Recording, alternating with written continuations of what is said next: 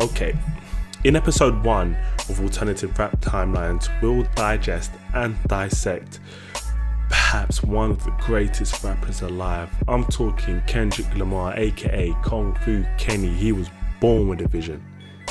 But what would that vision have looked like if K-Dot's parents never left Chicago? Roll clip.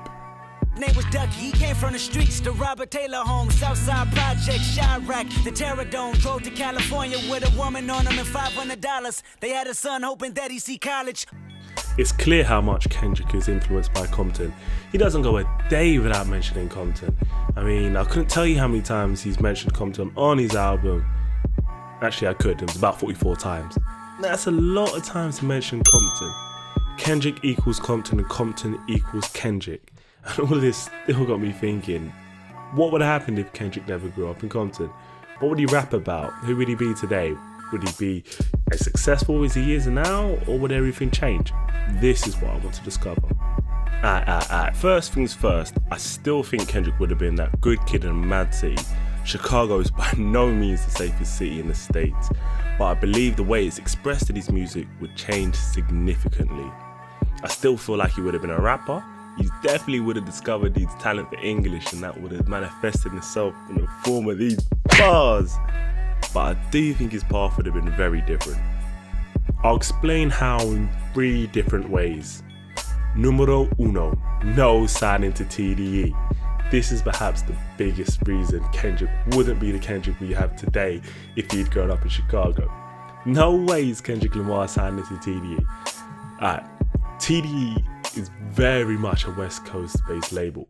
All of their acts up until the latter part of 2013 were all from the West Coast. This is J-Rock, Schoolboy Q and Ab-Soul. All of the old artists, for example, they were all from the West Coast. I don't think Top Glove would have heard this guy and said, hey, let me sign this kid out of Chicago, man, he's sick. Nah, they probably didn't have the budget for that back then. So what happens to Kendrick? I'm a guess he sticks with Def Jam, who previously signed him when he was 16. I'm guessing he probably stays with them because he doesn't have, many other options available. And good old Def Jam, the label that has supported and developed such acts as Vince Staples? Nah, not them.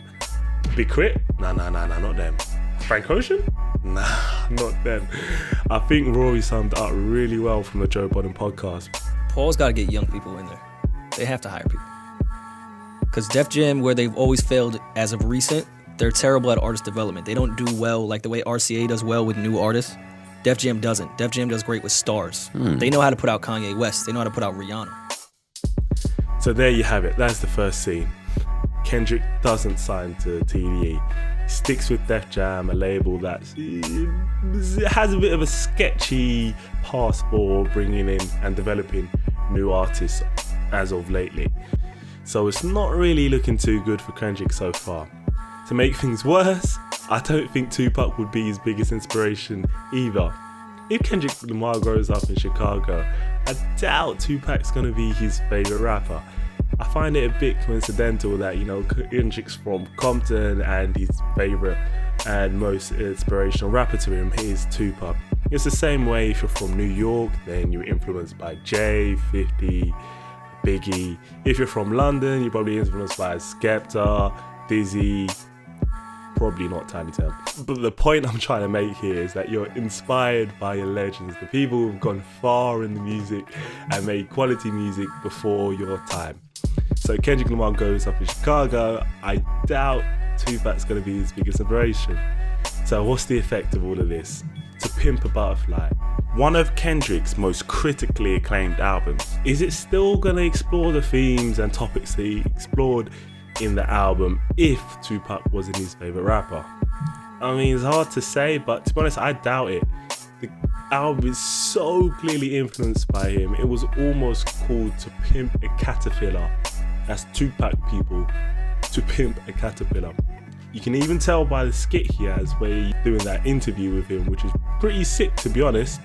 Without a rapper like Tupac influencing Kendrick to the extent he did, I don't think you get an album like To Pimp a Butterfly. And that's the effect. On to number 3. No Dr. Dre. I know this one's going to stress you guys out, but think about it. Here's a clip of Dr. Dre explaining a bit about what first drew him to Kendrick. What brought you to Kendrick Lamar? What did you hear where you was like, man, I hear it in this guy also? You know, believe it or not, Paul Rosenberg, Eminem's manager, is the one that put me on. I was in Detroit, and he's like, you got to hear this kid from Compton. So I went online, and the thing that really turned me on at the beginning was the way he spoke during the interview. It wasn't even the music at first. It was just the way he spoke and the way he showed his passion for music. You know what I mean? It was something in that. And then I got into the music and really realized how talented he was. Note, he says two things: the passion Kendrick Lamar had when he spoke about hip hop, and the quality of music when he actually listened.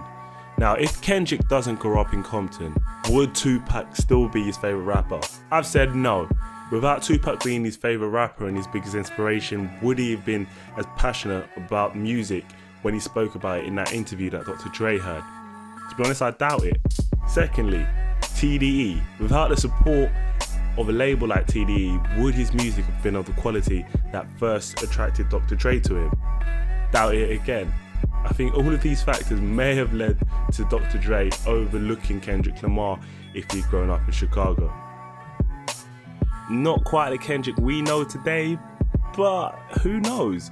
Would Dr. Dre still have heard his music, still seen the potential, flown Kendrick out to the West Coast, where Top Dog eventually hears about him and says, hey, let's sign this kid.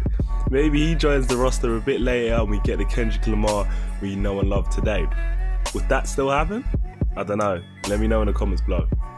Or, through Def Jam, Kendrick Lamar links up with Kanye, eventually signs to Good Music and becomes Kanye West's latest ghostwriter. Let me know.